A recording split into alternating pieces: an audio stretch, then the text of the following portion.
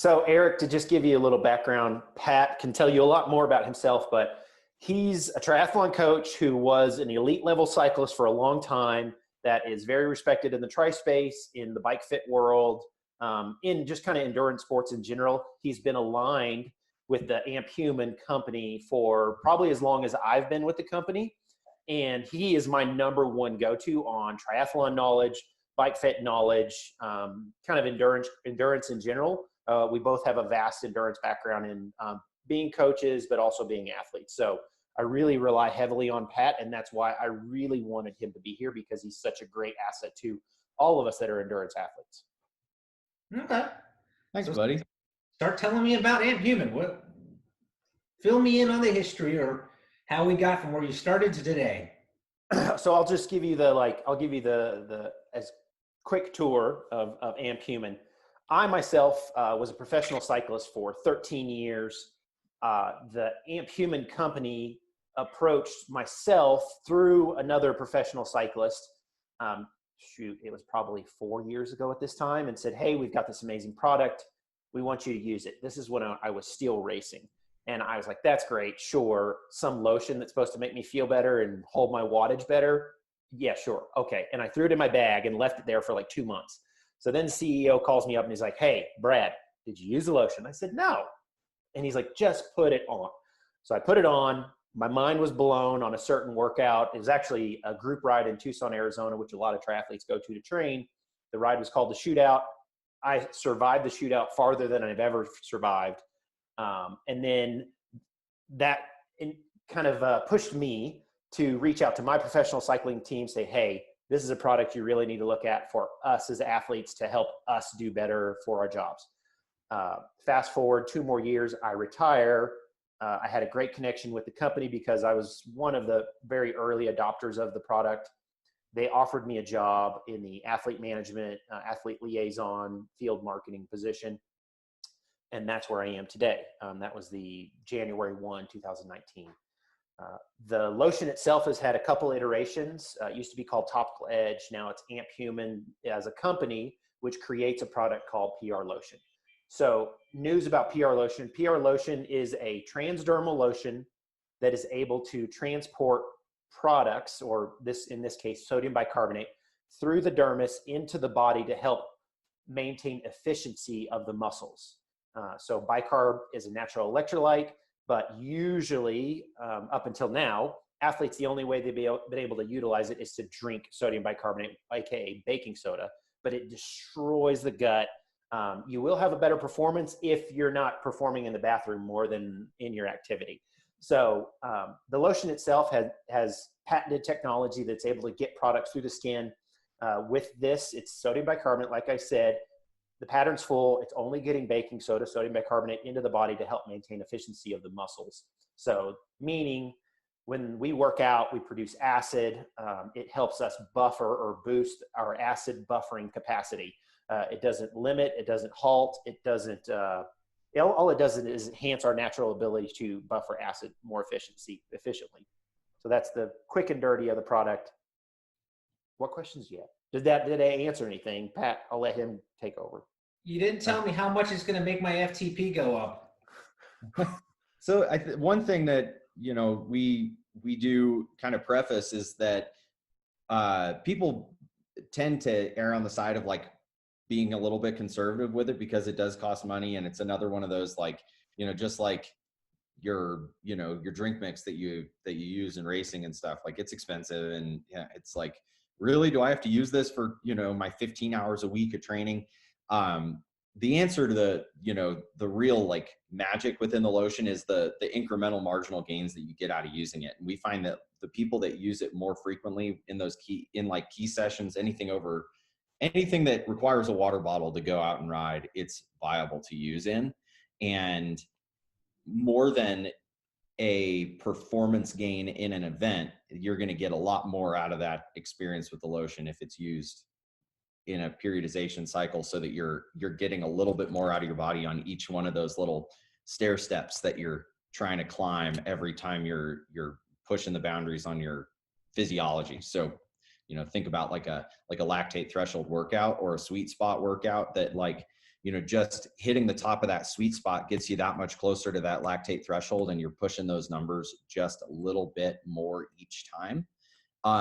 So, obviously a specific percentage or a number is really hard to say, but, like guaranteed, if you can buffer acid more effectively in the body, you will perform better in those key sessions. And then if you use it for recovery, you will recover more effectively. So it kind of hits both ends of the spectrum on, peaking out on a higher effort and workout, getting more stress in your body, and then also providing that environment so that those muscle fibers and the, the alkalinity in the body can help those muscles regrow stronger, better for the next time. To add to Pat, a lot of it helps you perform better at your ability. A lot of people are like, well, what's it going to do for me? Well, it's not going to turn you into an Olympic gold medalist. Like, you're not going to be able to do 500 watts for an hour. So if your FTP is 240, well, it helps you use that 240 FTP more efficiently or longer before you fatigue off or die in a workout. Mm-hmm. Yeah. Okay. So now I'm going to get to the research, and I got to warn you, I spent about 4 or 5 years working in a research lab when I was doing my degrees in college. So I kind of went through it with a fine-tooth comb, and I noticed some things that I wanted to ask about. The first thing is, with the 2 studies you sent me, neither of them are peer-reviewed, and Amp Human is who gave the grant to conduct this, and they had a hand with the principal investigator. You don't see that as a conflict of interest, or to list that in the study? So I'll warn you, we aren't the deep scientists that did a lot of the research. We were the athletes, the advocates, and the utilizers of the product and the research, the data that was gained on it. And so that gave us more validity on the experiences we were gaining from it. Now, to answer your question, a lot of companies sponsor research in a lot of different areas. It's hard to pull a new product out of the blue and say, hey, this thing, is the greatest thing since sliced bread. You need to use it. So that's what we had at our accessibility with the San Diego State study. It is a very well done study. It is reviewed. It was presented at the American College of Sports Medicine, I believe. I didn't research it before I jumped on the call to refresh my memory. Pat might even remember because he's the sharp one here. But it's there are some holes in it. I mean, there's holes in a lot of research, but a lot of what we have leveraged in not just our product, but in sodium bicarbonate is the decades of research on it and its viability to athletes to perform. And then going off of that, there's a big part about the history of the company is that the lotion is the magic here. The bicarb is researched and backed for decades. I mean, we can go back in 30 years and see bicarb research that it's a viable method to buffer acid buildup in the body through the gut. And so the lotion is the mechanism that is probably the most the less research component, just because it was a spinoff of a pharma tech company. The lotion itself has something like $20 million in research in just the lotion itself. Or 40. Because it's used, it's astronomical how much they've put into it because it's used in a medical setting. This product was pulled from that company and separated into a supplement company. And so even in the labeling and everything, there's a lot of hoops they had to jump through in order to get it to market to be a supplement and not a medical application. And so, you'll see on the active ingredients, it doesn't actually say sodium bicarbonate, it says menthol. That is the active ingredient. But, those are just sort of some of those nitty gritty, being in the United States, having to, make things work in the system. And so, you want to get FDA approval. Right. Yeah. The FDA doesn't consider sodium bicarbonate an active ingredient. So that's one reason why it's not placed on the ingredient list as an active ingredient. We are certified as safe through the FDA. So going back to the research, yes, there are some holes in it. Yes, we need more research, but we had quite a bit lined up through the U.S. military, through a couple NCAA programs in the United States, and then COVID hit. We had to halt all further research that we were going to do with our new formula. So we need to get more out there. Those two research studies, one was the independent study done on their own, Source Endurance Coaching Group out of San Diego.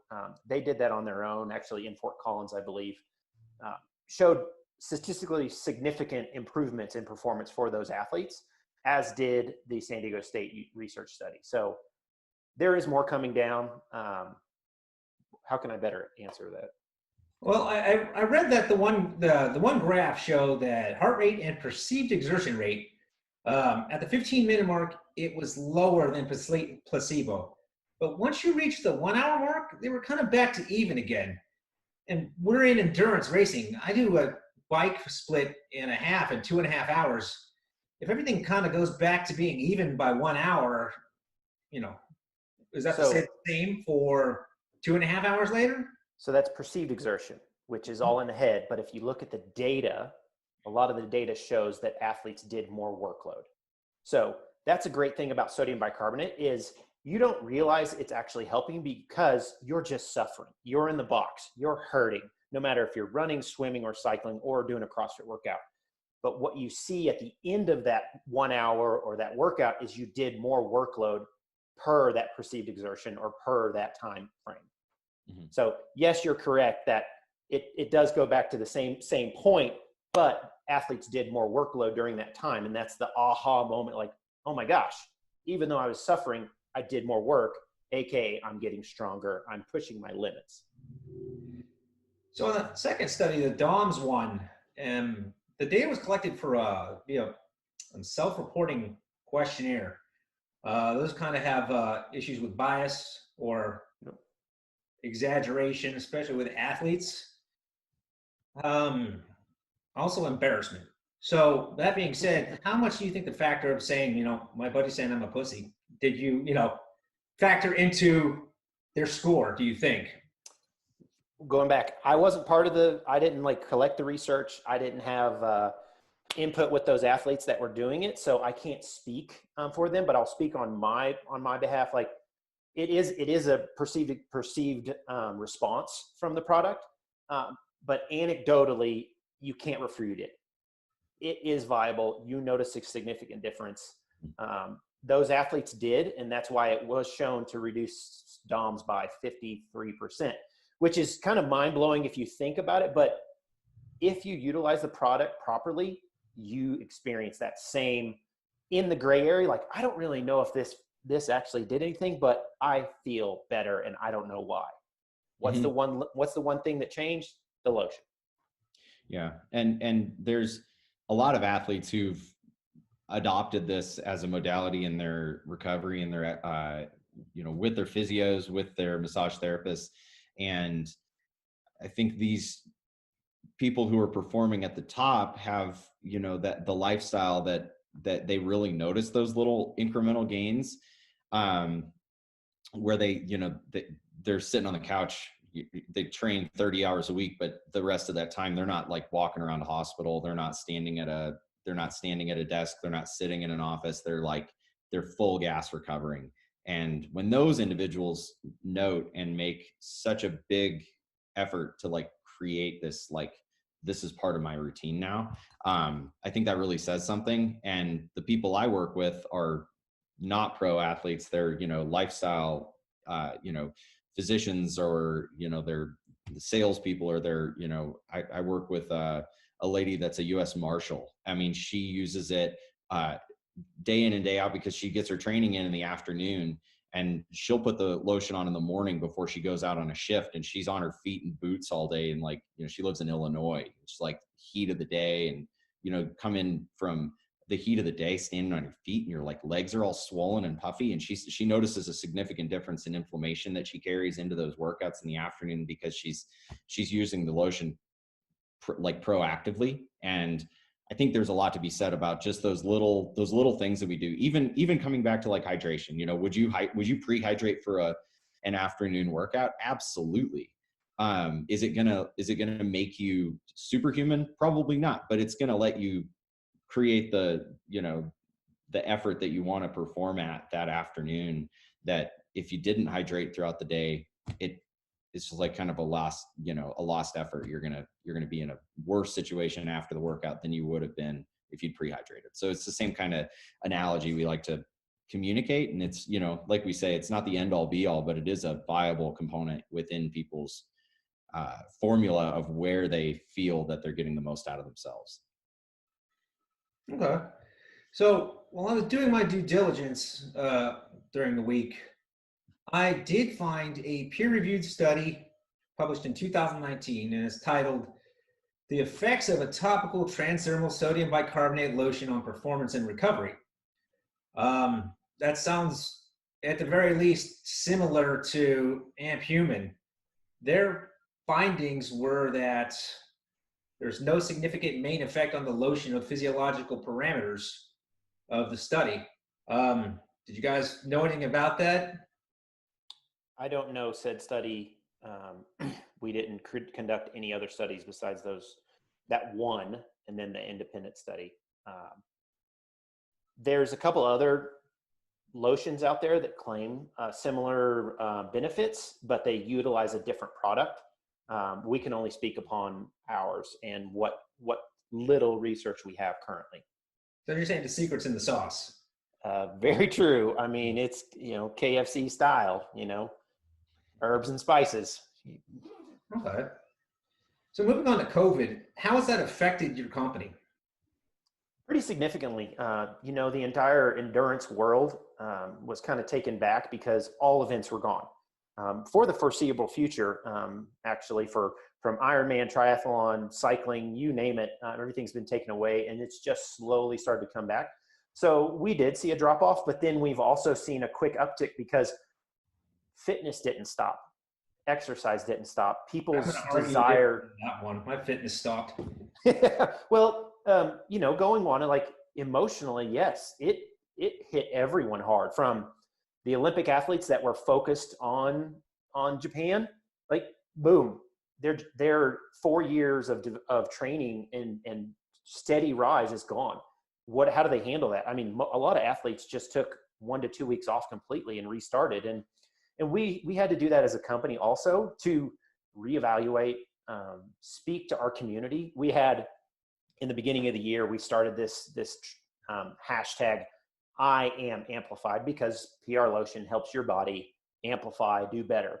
And we quickly realized, hey, that's the wrong thing to push right now, because we're a community. We're a world that's handling this pandemic. And we changed it to we are amplified, because we're athletes. We get our community. We want our community to perform. As Pat was saying, the product can be out of a price range currently because people have lost their jobs, people have got furloughed, people have decreased salaries. So we're acknowledging that. We're trying to support the community as best as possible. We started We Are Amplified series. We've reached out to more customers more often, really saying that we understand this situation. And so COVID really made us remember why we're in this, is to help every human to be better, to have a better day, to enjoy life, to do more, to reach those goals. And so if it is slowing down, then we had to slow down a little bit and really just listen to everyone. Yeah. Okay. Now, do you have any developments that you'd like to share that for the upcoming future? Are you going to keep those trade secrets? I mean, definitely patents are patents, and they're kind of locked behind locked doors. There is some really strong work for a vitamin D product that hopefully, I mean, barring COVID happening, it would have been this fall that we would have had a vitamin D ready for market, because that's a world issue on vitamin D deficiency, and it affects all levels of hormonal function, recovery, you name it, performance. So vitamin D is one of them, and then kind of a few other that we're still in research, to be determined research because of COVID, that with the U.S. military, with a couple NCAA programs. So I can only say vitamin D, hopefully, and then a few other down the road. Okay. Now, do you do this like on on-site lab, or do you do it on like a lab or all your chemistry and stuff for the product out of your office? So we have a very robust scientific advisory board that pull in some of the biggest minds in exercise science from Nike, Red Bull, U.S. military, Australia, you name it, UK, that are part of the forward thought on what do we need, how can we solve issues with the body, how can we help the body perform more efficiently, how can we help not just the Olympic athlete, but the everyday athlete, the industrial athlete that's working on a job site for 12 hours a day on their feet, like Pat was saying. So that is a big part of it, is relying on those heads of state to help us create better products. It's going to be real exciting because as a company, Amp Human is pushing the envelope for human, kind of exploration of the body and what its potential is. And that's really where we're going with it. So given the price point of your product, what's your game plan to get it out to athletes like me other than sending me a package? Marketing, of course, like everyone does their best with marketing to reach more, but it's the alignment with the age group athlete and the Olympic level athlete, or the Ironman champion, or consistent second place with Lucy Charles, Cam Worth, Tour de France champion. So we have everyday athletes and we have the top level athletes. So it's showing that PR Lotion, Amp Human's product, PR Lotion, is a viable product to mitigate your goals faster. And it doesn't matter what level you're at, it helps your body work more efficiently. And it's educating is the number one goal that myself and Pat, through his athletes, through everyone, that we do our best to help them understand, hey, this is a tool in your quiver to get more out of your body every day. Mm-hmm. Now, going back to the study, I had one question that came to mind, but I noticed you didn't have any kind of longitudinal study, which is over a length of time. Like, does this build up a kind of a tolerance to where I put it on every day, I perform better? And because yours was kind of in this moment, one and done. I mean, are you guys planning on doing any studies that go over time to see the performance and recovery benefits, rather than just a moment in time? I haven't heard of a longitudinal study. I mean, we're still a very new company. We're kind of like a freshman on the varsity squad right now with all the other kind of mainstream companies that are out there. But we are in the starting five and making a big difference for that. So there could be a longitudinal study, but a lot of that might be pulling from coaches like Pat, like Source Endurance, like Training Peaks, on key athletes that they have years of data on, and then they start using PR Lotion and seeing the difference over time. We have some of the Carmichael training system coaches that have seen significant increases in athletes' ability to perform or hit PR wattages on the bike or running pace. So it's hard to do a longitudinal study on really asking a person to give that data over a year or 2 years in time, but because of the connections we have with Training Peaks, with Peak State Fit, which Pat's a part of, we're able to get data that would show us those longitudinal developments of an athlete. So going back to your other question, is there a tolerance to the lotion? Is there a tolerance to sodium bicarbonate? No. Sodium bicarbonate is a natural electrolyte that our body utilizes every day to maintain pH and balance in the body. So every application of PR Lotion is like the first application of PR Lotion. The same boost you got on that first workout that you didn't even realize you were getting, you get on the 100th time or the 1000th time that you've utilized the product to get more out of your body.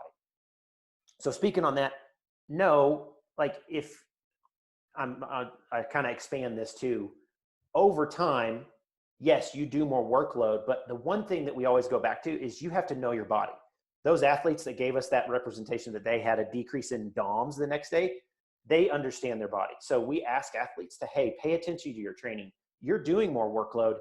PR Lotion isn't your savior every single day. It doesn't take you to the top every single day. If you need recovery, take time, back off, take a week, take recovery rides, take walks. Don't keep abusing PR Lotion to think you're going to reach that 500 watt FTP threshold. Like, you still have to know your body. You can't abuse a product and expect it to always take you to the top level each day. So you've said, it does work for me in the bike and the run. What's it doing for me on my swim? Same thing. As long as you put the product on at least 30 minutes before you get in the water, the science states it takes about 30 minutes for the bicarb to be fully absorbed into the body. And so as long as you put it on 30 minutes prior to the swim, you're going to have the same benefits, because muscle is muscle. Muscle fatigues the same way. The same cycles are in the muscle as your trap as it is in your quad. Your shoulder complex fatigues the same way your quads do. It just depends on training status. So the lotion helps your body no matter what the activity. Swimming, shoveling gravel, mowing the yard. I mean, it helps. I've put it on for raking leaves, and I swear I was able to keep going because the slave driver was out there telling me to keep blowing and keep raking. So that's why I got an HOA, man. I don't do that. It's a good move. Yeah. Some of us have significant others that force us to do these things. Okay. Yeah, I don't have one of those anymore. So I saw you have a partnership of some sorts with USAT now. Can you go into that a little bit? Yep. We actually, in the start of 2020, we started a partnership with USAT. We also have a partnership with Ironman. Before that, we had USA Nordic. We had USA Cycling. Man, I can't even remember every one. But those are some of the key heads of state that we're working with. Besides a multitude of NCAA programs, other professional sports in the NFL, NBA, you name it.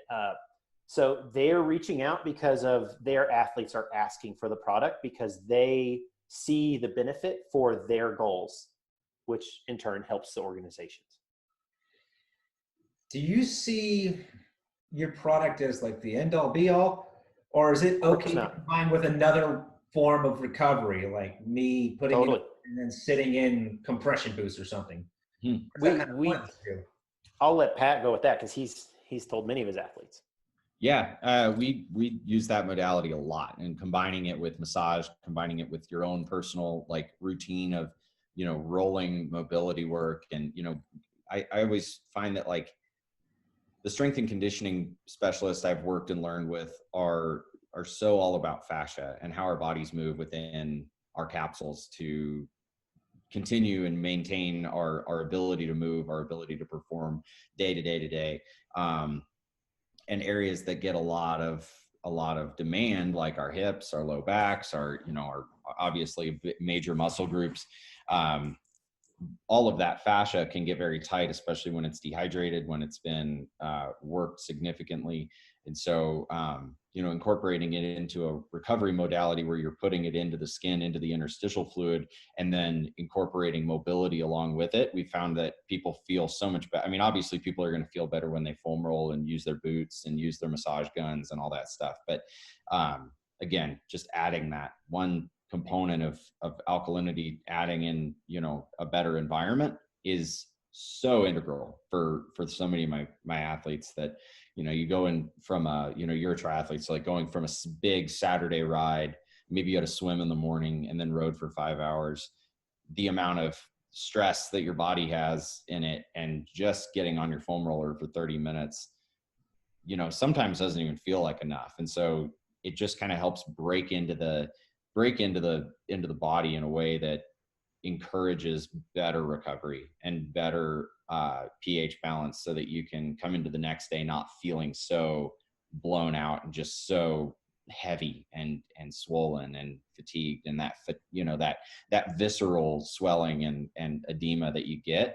That anecdotally from my experience, like I even just getting back to fitness after taking like 2 years of not racing and not training hard, I felt better day to day the days that I incorporated the lotion immediately after a workout. Like just like making my recovery drink, you take a shower, put the lotion on, take in your recovery, and then that evening do it again, get on the foam roller, get in the boots with the lotion. Just it's just part of the cycle that keeps people feeling a little bit better, makes it suck just a little bit less. So not the end all be all, but coupled with everything else, it's like a game changer. Yeah. Are you familiar with what an H wave is? Say that again. H wave. It's like, do you know what a TENS unit is? Yeah. It's like a TENS unit, only a lot better. A lot of the 4 major professional sports use it. Kobe Bryant was using it in the 2009 playoffs when he broke his finger to keep down the inflammation, and it cuts down on recovery time drastically. Being that is electrical impulse generator, with the lotion, if I'm putting it on my legs or my back or wherever, is it greasy, or am I going to have problems like adhering my electrodes to my body because of the lotion? So yes, it does leave a film on the body, but I like to do air quotes, it dries on the skin. So just like any lotion, you wouldn't put lotion on and then try to put electrodes on the body. You need to have a clean surface if you're going to put an electrode on. A lot of PTs, ATs, would use an alcohol swab and clean the areas to ensure proper adhesion. So I wouldn't say put it on the areas that you're wanting to use a TENS unit or the H wave. But for anything else, it's fair game. So the greasiness is gone. It used to have a greasiness. Now it more so dries on the body. I saw the old stuff. It looked disgusting. It ran. Honey mustard. It was rough. Honey mustard. We used the hell out of it though. Oh man. I still will. I'll still use it because we still have a bunch of it. Yeah. I mean, it works. It works just as well as the new stuff. But yeah, grease pig. Yeah, the new stuff just has so much more aesthetically pleasing qualities to it. A little more yeah, I wouldn't use it with trying to stick patches on. I've never tried that. And I wouldn't recommend it.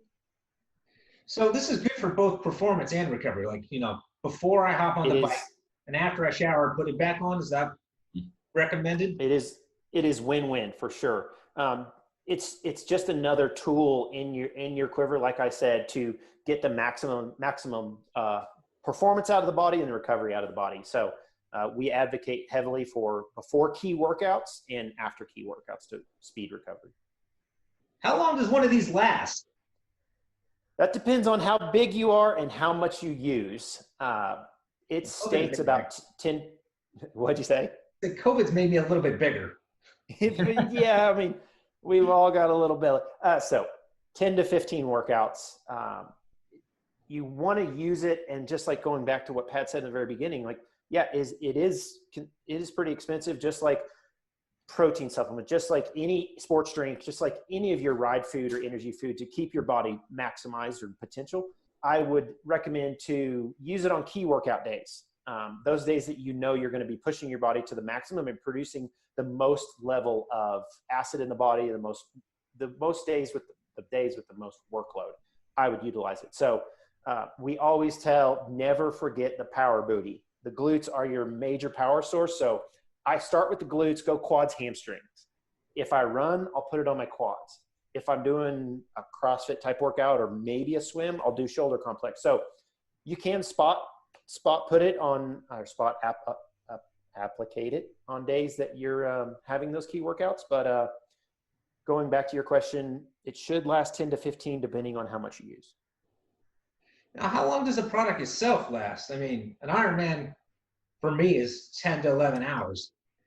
I'm not going to stop and transition to slack it on, but if I do it before, you might want to. But yeah, it's crazy. Like we've had athletes use it in the morning, so pre-swim, pre-wetsuit, just put it on, shoulders down to your feet, and then exiting the water, no stop in transition, get on the bike, get out on the road. When you come into T2, that's when we like to use those single-use packets and just have one each, and you can just rip those things open so quick, hit your legs. I mean, just like, you might even take sunscreen. A lot of people put on sunscreen. Like I would say, like, replace the sunscreen with the lotion. Just put it on the legs, because that's going to give you just a little bit of the sense of like, all right, this is going to suck a little bit less, because it lasts 3 to 5 hours, depending on how much you apply. If you apply it on your whole body, we err on the side of that 5 hour. So if you're, a 50 to hour swim, it will wear off by the end of the bike, but then, you know, it kind of has a cumulative effect when you put it on again, when you reapply. We've had a guy named Bryson Perry, who's an ambassador for us, used it for Leadville 100. And what, he reapplied it twice, Brad, during that race? I think so. Yeah. So there's two transitions. And, you know, even if it's a sacrifice of, you know, 20 seconds in transition to put the lotion on, and it saves you like not walking the last 5K, or even just gives you a faster overall pace when you are running, even if you're Galloway and like walking the aid stations just to take in nutrition. Like if those splits in between those aid stations gets, if you have a lower deviation of time over that marathon, it will totally buy back that 20 seconds that you spent putting it on the legs. So I always like equate it to, you know, don't rush through all the aid stations in the first 10K and not taking nutrition. It's kind of the same idea that, like, you know, it'll catch up with you in some capacity, and lactate has that effect on the body. And so just, you know, it can't hurt. It can't hurt spending an extra 20 seconds. I always say, like, you know, if you're gunning for a Kona slot, those little marginal effects that it could have could be the difference of what you are able to perform at. So to follow up with his answer, science says it takes 30 minutes to absorb in. It lasts 3 to 5 hours, but that's intensity dependent. So if you're doing a full Ironman, yeah, it's going to last all the way to T2. But if you did a full body application, if you're doing a sprint distance, you only need one application before you go in, and possibly a half Ironman, but I would still probably put it on T2. So if you did a one-off workout, like I did a VO2 or a speed workout, you will burn through all that extra bicarb that the lotion gives you, but you'll do more workload in that 1 hour workout. So it's really dependent on how much intensity you produce or you use of your body. Maybe it's just me, but maybe your research and development should look into making a mixture with SPF 30 or 50 or something. Patterns full. We just can't. It would compromise the benefits that the lotion has integrated into it. So we can't put a sunscreen in there yet. Okay. So if I put this stuff on wherever by the race start and I have no way to wash my hands off, can I just rub it on my kit and be all right? I'm not going to be greasy?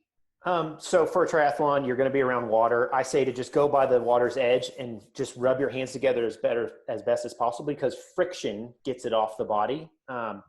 When you're doing the swim, it's going to dissolve away. Yes, there'll be some residue on there, but with the new formula, it's so much better. You can actually grab your handlebars and not feel like you're going to fall off, kind of like what the old stuff did. But I just say yes. I usually just wipe my hands kind of in my crotch, because your chamois can pretty much take anything. Do that, or just scrub your hands as best as possible. If you have just a rag or a t-shirt at your car, use that. You know, pour a little water on it, use that. That will be a significant difference on getting it off. Okay. Guys, that's all the questions I've had, but I'm going to turn it over to you. See if you have anything you want to say, ask me, whatever you'd like. You get the last few minutes. Have you used the product? Yeah. Do you like it? I've only had it for a couple of days, though. Hey, man. 2 days is enough. That's true, but I'm not going very fast right now. True, but you're still going out the door with the goal in mind. Does it help you achieve that better? Do you come back a little bit more mentally fresh, feeling like you checked off that box and still eager for the next workout or the next day? I believe that, based on your research studies, that prolonged use gets the most benefit out of it, rather than I expect results for that time. And it's kind of displaying consistent use would provide the most benefits. Just because, I mean, in training, if you half-ass a couple of workouts, that didn't really do anything for you. If you're not doing it to schedule, you're not really helping. So if I'm taking days off, I'm thinking that that's not going to benefit me as much, you know?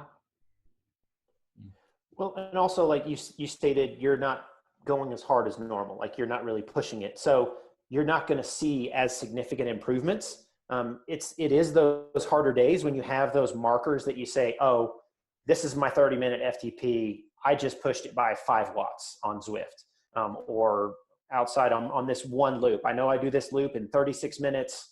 I just did it in 34 minutes. I don't know what changed because everything was the same.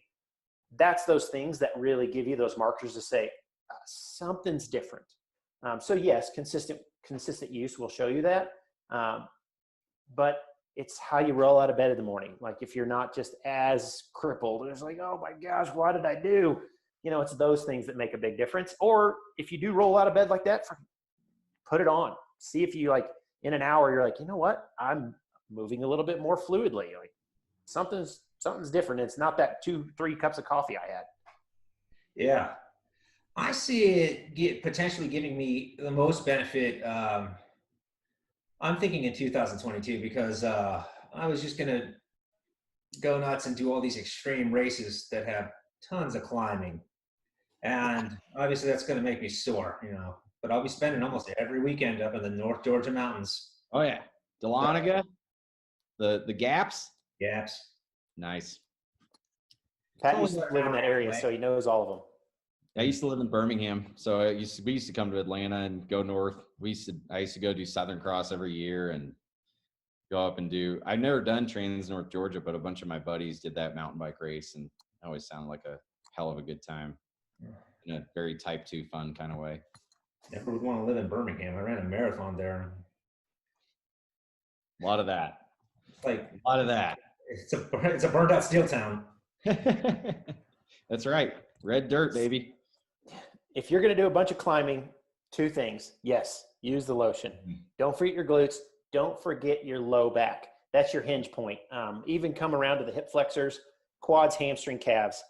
Number 2, get the biggest cassette your bike will take and a compact crate up front, because cadence always wins. Over time, you can only leg press so long. And once that runs out, you're effed. Yeah. I mean, I did a race where I did my ride, and the bike course was 2,500 feet in elevation. And here I finished to find out it was like 4,200 feet. And I paid for it because I didn't change my cassette out. I didn't know. I was 23. I can't do this. Yeah. Oh, nice. But I've learned. It takes a couple dumb efforts for us to learn. Even though we're men, we'll probably repeat it about 5 times or 10 before we really. I'm not going to be around and tell me I'm screwing up anymore. Yeah, right. You don't know what you don't know, too. And we used to ride around on 5339s with a 23 in the back, and didn't know any difference. Yeah. Go harder and ride up the hill, Yeah. Well, good judgment comes from bad judgment. So. Exactly. Well, thanks, guys. I appreciate it. It's fun. Absolutely. Eric, thank you. We really appreciate it.